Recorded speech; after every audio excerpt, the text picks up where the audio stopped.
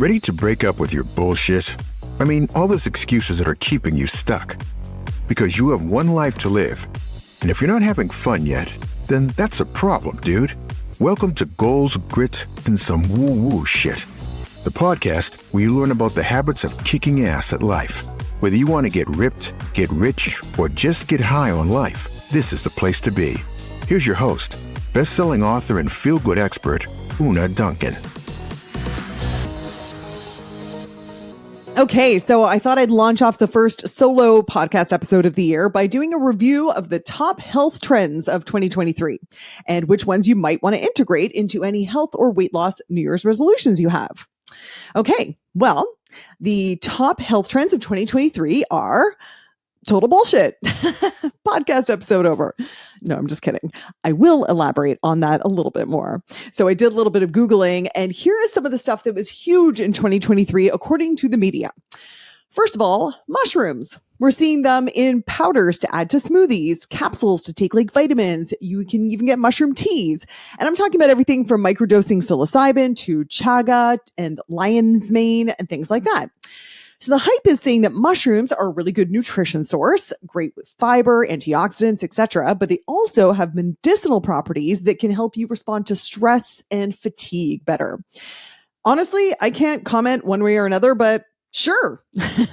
Okay, second trend is sleep syncing. Okay, I'd never heard of this, but when I Googled it, the internet was flooded with articles about sleep syncing. So as far as I can gather, it's basically going to sleep and waking up at the same time every day, regardless of whether it's the weekend. Which sleep experts have been recommending this for decades. So I didn't get what was new about that. Apparently what's new about that is that you set those times according to your natural circadian rhythm of when you are the most energetic and when you get tired naturally, which apparently you are supposed to determine through a wearable device like an Oura Ring. Now, apparently if you nail this, then you are able to fall asleep easily and you wake up without an alarm. Okay, speaking of sleep, the next trend that I hadn't heard of, which is apparently massive, is mouth taping. The hashtag mouth taping got 51.7 million views on TikTok this past year. So basically, you tape your mouth shut while you're asleep, and it's supposed to prevent snoring and dry mouth because you're breathing through your nose, which warms and moistens the air. And some people are even saying that it's going to help with ADHD symptoms. It can help with slowed growth in children and reduced cognitive ability. I do feel compelled to point out that at this time, doctors do not recommend mouth breathing. And instead, they recommend that you talk to a doctor if you have any of those concerns. All right, trend number, I don't know, what is it, 4? Face yoga. Okay, so I have to say, when I first started getting targeted with ads for face yoga, I was doing extreme eye rolls at my phone because the ads say stuff like face yoga to get rid of a double chin. And that sends off like immediate alarm bells for me because, as I've mentioned before on this podcast, there is no exercise that can reduce the fat on any part of your body. So if you see exercises to get smaller thighs or a workout that will get rid of back fat or whatever, this is all total bullshit. Fat comes off when we are in a caloric deficit, which is mostly managed through nutrition. You can target specific muscles with exercise and change the way that that part of your body might look due to increased muscle mass, but you cannot target a specific area of fat, right? So you can target muscles, you can't target fat. So if you do a bunch of tricep kickbacks, you can create great, awesome, strong triceps, but it's not going to do anything for the fat under your arms. All right. So with that in mind, I started researching face yoga and expected to have all of my suspicions confirmed that, yes, this is total silliness. But it seems like actually face yoga is not entirely bullshit. Here's the difference. Your face actually loses fat as we age. So that's why people get fillers to make themselves look younger. You know, they plump up certain parts of their face where we lose that fat. So because we can target specific muscles, face yoga focuses on strengthening and growing the muscles in our face that will build up that structure that we used to have when we were younger. So for yoga to get rid of a double chin, actually what they're doing is exercises to build up and define the muscles of the jaw, which would reduce the appearance of a double chin because, again, no exercise can target fat, including a double chin. So if you're wondering what exactly that might look like, it's stuff like this. So this is what you do. You open your mouth into an O, you pull your lips over your teeth, and then you take your bottom teeth out I'm doing it right now. Take your bottom teeth way out past your top teeth. So O, let bottom thing out. And then like you get this extreme underbite, and then you stretch up your chin to 45 degrees. Okay. So there, you just did face yoga and participated in one of the top health trends of 2023. So according to YouTubers, you can just sit and watch TV and you do weird stuff like that for about 15 minutes a day and you'll look 10 years younger. So obviously there's not a ton of peer-reviewed studies on face yoga yet, but early research has found that facial exercises may improve your appearance if you're the type of person who doesn't want to get fillers and Botox, which is probably more effective for that outcome. Okay. So those were some of the top new health trends of 2023, according to articles. But let me tell you about some of the trends that I still get asked about the most. They're not the like top ones, but they're the ones that I get asked about often. Okay. Intermittent fasting. So for example, we give our clients meal plans, and sometimes the clients will ask, will I get additional benefits if I eat the meals according to a certain schedule that allows for a long fasting window? And the short answer to that is no, not really. Like there are a lot of benefits ascribed to intermittent fasting, from the obvious weight loss to autophagy, which is the natural cleansing process that happens when your body is deprived of nutrients, even general longevity. And all of these things really do seem to be backed up by science, but not more than just being in a caloric deficit. So it really doesn't matter if you distribute those calories evenly throughout your life, or if you just eat through, an 4-hour window, whatever your fasting protocol is. It really is just the amount of calories that you're consuming that matters for all those benefits. So now I will say, I think for some people, it's really helpful to have a bright line. I'm borrowing that phrase from my friend Susan Pierce Thompson, who will be on the podcast next week. For some people, it's easier to say, I don't eat after 8 p.m. and then they're done and they don't think about it. That is easier for some people than it is to, for example, manage their food intake throughout the day. So for those people, intermittent fasting might be a great structure that really serves them. For other people, doing fasting can really quickly descend into disordered eating patterns. And if you're someone who's looking to maximize your energy and build muscle, as I would suggest most people should be doing, it's actually smarter to distribute your calories evenly throughout the day for those goals. So intermittent fasting, I'm neutral to like slightly negative on that. Okay, collagen supplements is another thing that I get asked about a lot. So here's what collagen is. Collagen is a protein that's found in the body that's used to make connective tissue, and it's found in our bones, it's found in our skin and our muscles and our tendons. And as we age, collagen naturally drops. And the idea is that if we supplement, then we can keep healthy looking and younger looking skin and supple joints and things like that. However, what you don't really hear about is that although, yes, collagen does naturally decline as we age, the bigger decline in collagen happens when we drink too much, when we smoke, when we don't sleep enough, or if we don't exercise consistently. So although some studies have shown an increase in skin elasticity and joint health when you supplement with collagen, those studies have been largely funded so far by supplement companies. And the other thing to be aware of in general with supplements is that supplements aren't really regulated. So in Canada and in the US, as far as I understand it, they are regulated to the extent that they have to be safe, but they don't necessarily have to work and do what they say that they will do. So if you get a supplement and it claims that it's like, whatever, 100% lion's mane mushroom, and this will give you a beautiful lion's mane hair. I don't know. That's not a real example. I just made that up. There is no regulating body that's making sure that that is true. They just make sure that whatever's in that bottle isn't going to actually hurt you. So I should say, as far as collagen supplementation, again, probably won't hurt you. There's a little bit of research that shows it may help your skin, your joints, but changing your lifestyle so that you're getting more sleep and not drinking so much booze, managing your stress is proven to be way more effective for boosting your collagen. So, I'd go for that. Okay, here's another one I get asked about a lot. Ice baths. So I have a little bit of a complicated relationship with ice bathing. This does not appeal to me at all. Like I'm not closed to doing it, but I just don't want to. I have done it before, but only in the context of like a hydro circuit at a spa where you do the hot tub first and then you plunge in the cold water and then you go to the sauna or whatever. And the only impression that it left on me is that, oh my gosh, that was by far the least pleasant part of that experience. And I should also say I live on Salt Spring Island. And you can't cross the street without bumping into a naked person who is heading to the freezing cold Pacific Ocean to do their cold plunge. So I recently asked some of my lovely friends who do this, and one said like, oh yeah, it's just so good for you. And I was like, how is it good for you? And she's like, oh no, like it really improves your tolerance for cold. And I was like, pass. I don't want that. But so what I did is I Googled all of the like research benefits on cold plunging.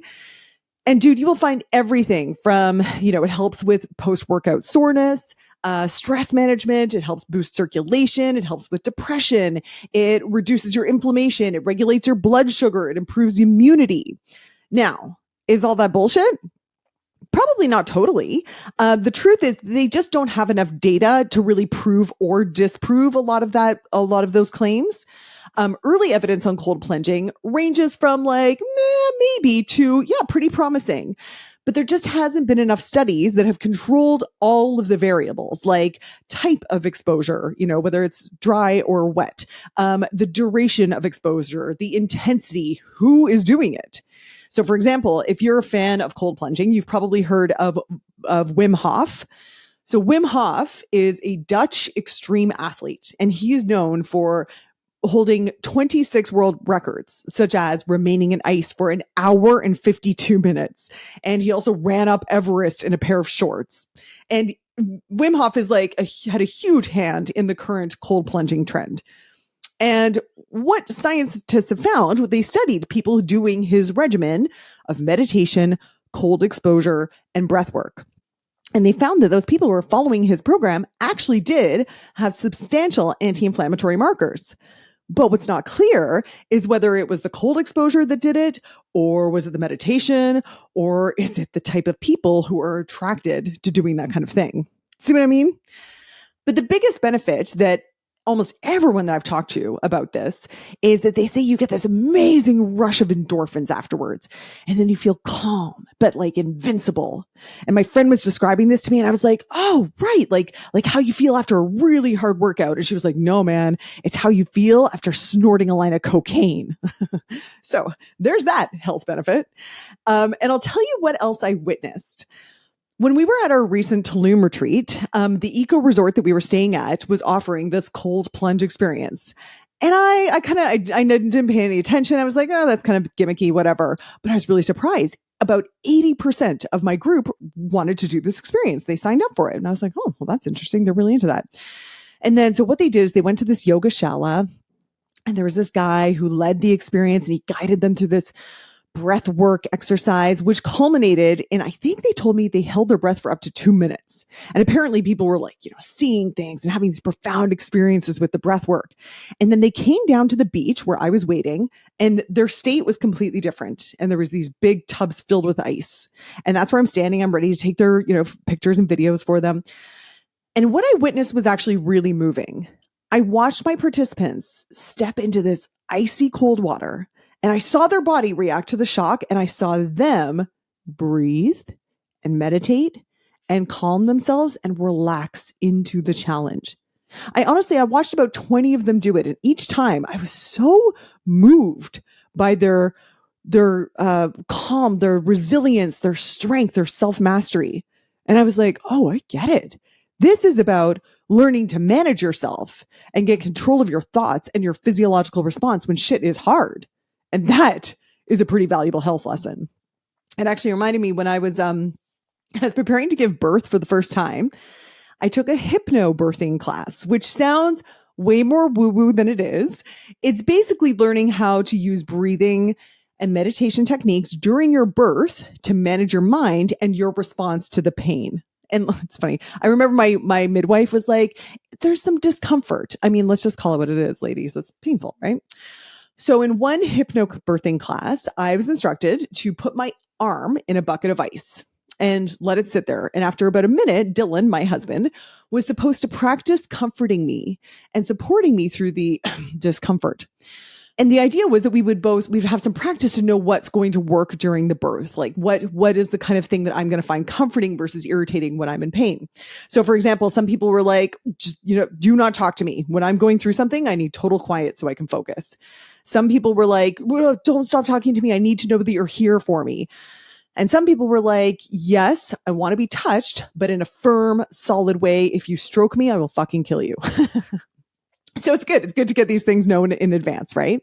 So again, for me, the unquestionable benefit to ice bathing is that it teaches you how to have mastery over yourself, which I think is a pretty fucking amazing skill.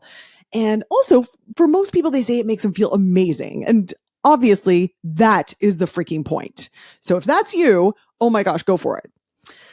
However, if it doesn't make you feel amazing, if you aren't interested in cold plunging, as I am not, then I would say you can safely ignore that trend. You can safely ignore pretty much every trend and pretty much everything I've talked about on this episode. When it comes to health efforts, I'm all about that 80-20 rule. You want to focus on the 20% effort that's going to give you 80% of your results. Cold plunging, even if all of the purported benefits do end up being totally true, it still doesn't fit into the 20% effort that's going to give me 80% of my health and wellness results. Neither do mushrooms, neither does face yoga or any supplements or fasting windows. Most of that stuff will not hurt you. And again, if it lights you up, you should totally do it because it's just going to make your life more fun. That's awesome. But please do not believe the hype that is created by the ever-hungry news cycle that any of that shit is going to change your life and your health. I mean, just to put this in perspective, here are some of the top trends of the last 20 years. Like maybe you remember some of these. Raw food diets, the baby food diet. Do you remember there were celebrities who were eating baby food to stay slim? Fitness gaming. This was huge in the early aughts, like Dance Dance Revolution. The Atkins diet, cupping, coconut oil, juicing, the Subway diet, kale. Kale was so huge in the early aughts that McDonald's launched a kale salad, which hilariously had more calories, more salt, and more fat than a Big Mac. My point is that this stuff gets massive hype because media outlets have to have something to talk about. And the stuff that will really make a difference is freaking boring, and it's old, and it's not news. In my book, I call them the 7 habits of highly healthy motherfuckers, and they are so boring. This is what actually matters. 1, eating a shit ton of vegetables. Basically, I say fill half of every plate with vegetables. 2, go the fuck to sleep. You need 7 to 8 hours a night. 3, back away from the booze. It's fucking poison. 4, chill out and manage your stress. 5, eat it all, but not too much. So stop eliminating bad foods or overdosing on superfoods and instead eat balanced meals with appropriate portions. 6, prep and plan ahead. Make sure you have all that healthy food by prepping and planning your food ahead of time. Be intentional. Otherwise, you're just going to eat whatever you have on hand when you're starving. 7, exercise consistently. It doesn't matter what you do. What matters is you don't stop. So for me, just doing that stuff is all the effort that I want to put into my health and wellness. And I'm like really interested in health and wellness. And I also have other areas of my life that I want to focus on. So when it comes to my health and fitness effort, I am going to focus on the stuff that really matters so that I can go do my other shit. And I know it's so boring. We want something new. It's way more exciting to get brand new health advice from a guy who's running up Everest in his shorts than remember that your frumpy kindergarten teacher told you to eat your vegetables. And we are hardwired to look for novelty. Like, the biggest example I have of this is I am a member of an entrepreneur's health and wellness group. And if there is a group of people who want everything to be new and exciting and biohacking and novel, it is entrepreneurs. And I joined because I thought, maybe I can add a little value and get to know people. And, but instead I am ashamed to say I hate creep this group. It's so stupid. I scroll this group and I roll my eyes and I let my body flood with disdain and judgment and irritation, which is so stupid and so immature. I promise I'm going to stop doing that. This is like spiritual poison and it's also dumb. Also, I'm going to declutter that group and just leave. But I wanted to wait until I did this episode because I wanted to give you an example of the kind of shit that I just find so annoying. Like yesterday, there's a raging debate about eggs. One person is like, eggs are the ideal source of protein. Vegans are stupid. They don't understand. I make sure to get at least 4 eggs a day. Next person, well, according to the medical medium, eggs feed any virus, bacteria, and parasite in the body. Eggs are a huge no-no. And then there's a raging debate. And then there's another argument about fasted strength training and whether you could still consider yourself fasted after having your bulletproof coffee. And does it count as bulletproof coffee if the butter you use isn't grass-fed? And everyone's shouting at each other and quoting their favorite bro science health influencer. Dude, for me, 90% of these kind of conversations and this type of content is fear-mongering bullshit that is so divisive, classist, and makes people so afraid of getting it wrong or consuming toxins or whatever that they spend so much money on products or complex programs that they just don't fucking need. Or, even worse, they don't even start because they don't want to get it wrong. And that's the worst case scenario. The best case scenario, this kind of content is a total distraction from just mastering the basics. And I know that you might kind of want to get distracted from the basics because it's frankly way more interesting to get a device that's going to measure your blood sugar when you eat than it is to just manage your portions. Our brains want something new to chew on, but if you really want something that's actually productive to mind fuck about your health and wellness, it'd be so much more useful to occupy your brain with questions like, what is my why for improving my health right now? How will I actually know if my health is improving? What is specifically the measurable outcome that I want? What are the obstacles that have prevented me from achieving my health goals in the past? And how can I make my habits easier for me given everything that's going on in my life right now? When was I in the best shape of my life and what was I doing? What are some thoughts that go through my mind the moment before I give up? Are those thoughts true? What would make doing my healthy habits feel so rewarding that I want to do them? I don't even need discipline. What would be the smallest, teeniest, tiniest version of my healthy habits that would make me feel like I'm doing something towards my goals, but also it's so easy that it's like a no-brainer? So to me, figuring that stuff out, that is time well spent. Probably even better for me than face yoga. And before you think I'm pooping on that, before you think I'm pooping on the new thing that you were kind of excited about trying, I really just want to be clear that you should do whatever lights you up, whether it's mouth taping or fasting or whatever. As I have mentioned here before, if something is lighting you up, if there's something about it that you're drawn to that makes you kind of curious, I totally think that is an intuitive hit that you should explore. That feeling might be you recognizing there's something about that that's going to bring out my best self. And above anything I'm about to say in this episode, please do follow your intuitive hits. Whatever feels fun and exciting and sparks your curiosity. That is great, whether it is ice plunging or baby food diet or whatever. Okay? Seriously, most of that stuff will not hurt you. They probably just won't be the thing that changes your life. Okay? What really will change your life is 1, decluttering and ignoring trends and shiny things and made up controversies that are distracting you. 2, focus on the 7 habits that will actually really make a difference in your health if you master them. 3, figure out how to make those 7 habits feel fun and exciting, or even better, put them on autopilot so you can get your kicks in other ways. And you can do it in a body that feels so good. Hey dude, thanks for listening. If you like this episode, make sure you're subscribed so you can get the next one. And by the way, if you rate and review this podcast, it really helps me get found by other people who need some goals, grit, and some woo-woo shit. And be sure to connect and DM me at Una Duncan on Instagram and let me know what you thought of the episode. Chat soon.